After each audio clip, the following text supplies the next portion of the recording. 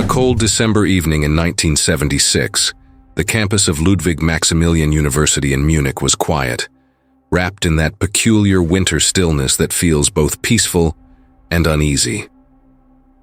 25-year-old Richard Oetker, a bright, soft-spoken student, gathered his books and walked toward the parking lot. The lamps above cast long shadows across the wet asphalt.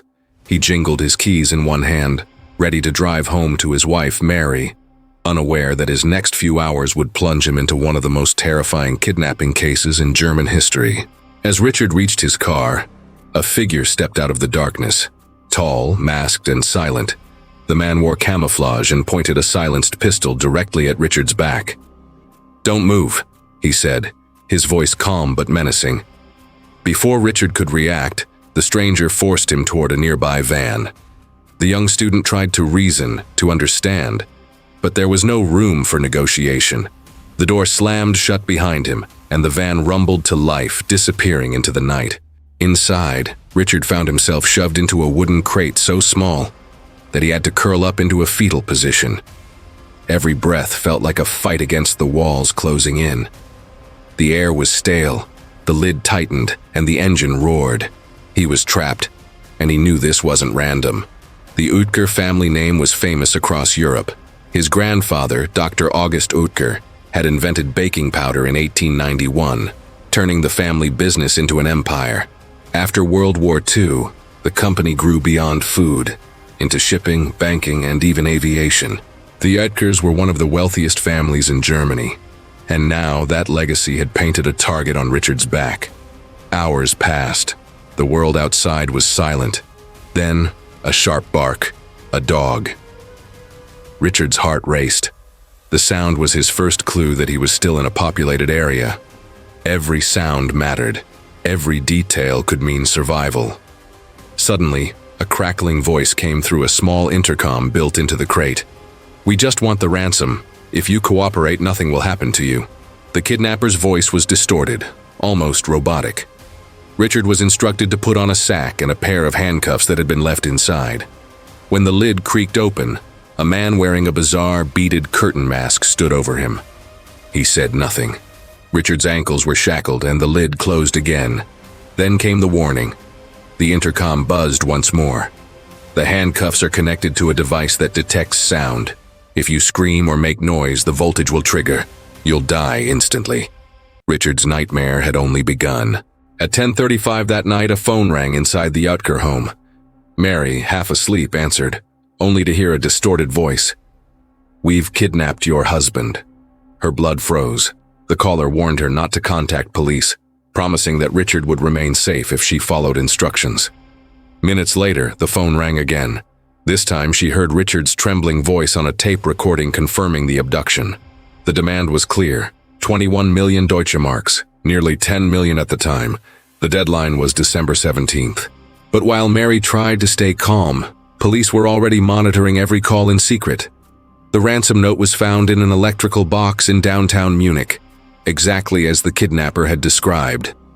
Richard, meanwhile, remained trapped in that wooden coffin, surviving on chocolate and cola. He was given a small plastic bottle for water, and another to relieve himself. Every minute felt like eternity. Then disaster struck. In the early hours of December 15th, the kidnappers opened the garage door of their hideout.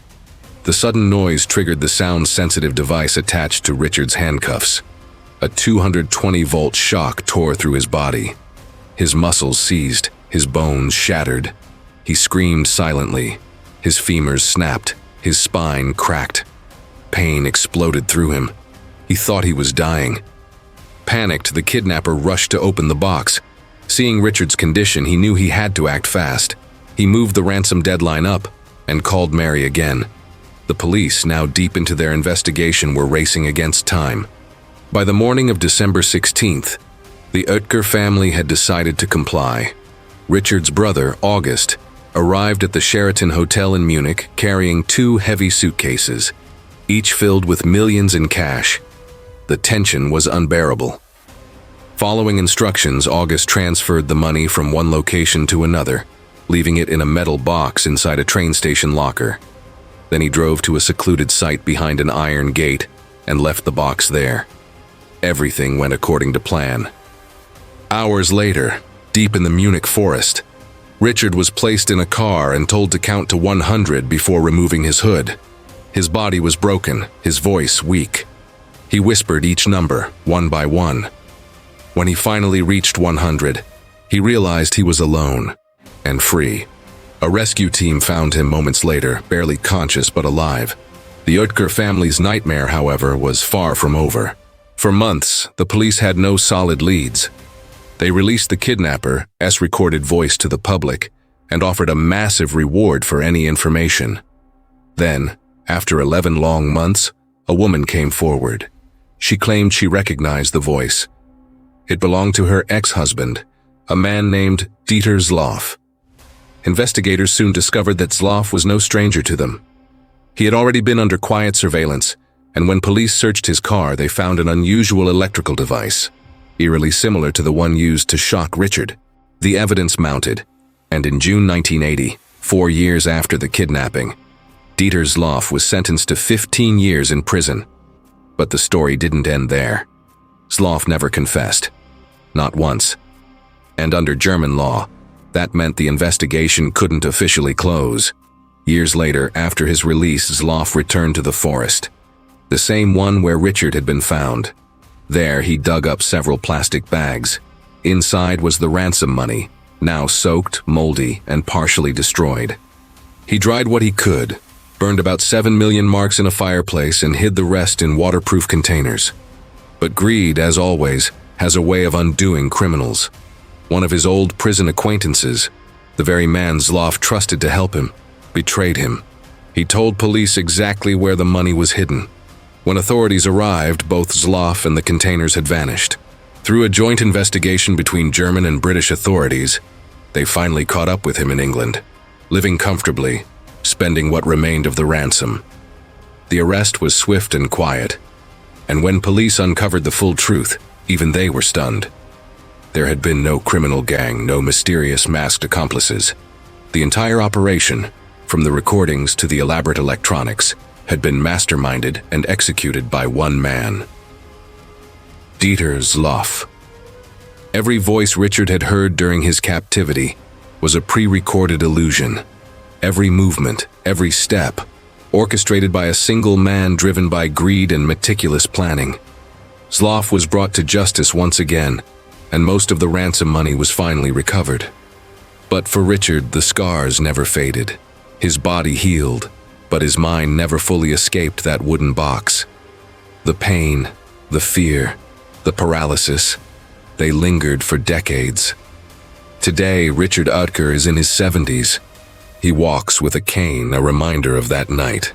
But he has lived a life of quiet strength, running parts of his family business, speaking publicly about resilience and survival, and reminding the world that even in the darkest places, the human will to live can overcome almost anything. The kidnapping of Richard Oetker remains one of the most shocking and bizarre cases in European history, not just for its brutality, but for its sheer audacity. A single man, armed with cunning and cruelty, managed to bring one of Germany's richest families to their knees. Yet in the end, it wasn't the money or power that triumphed.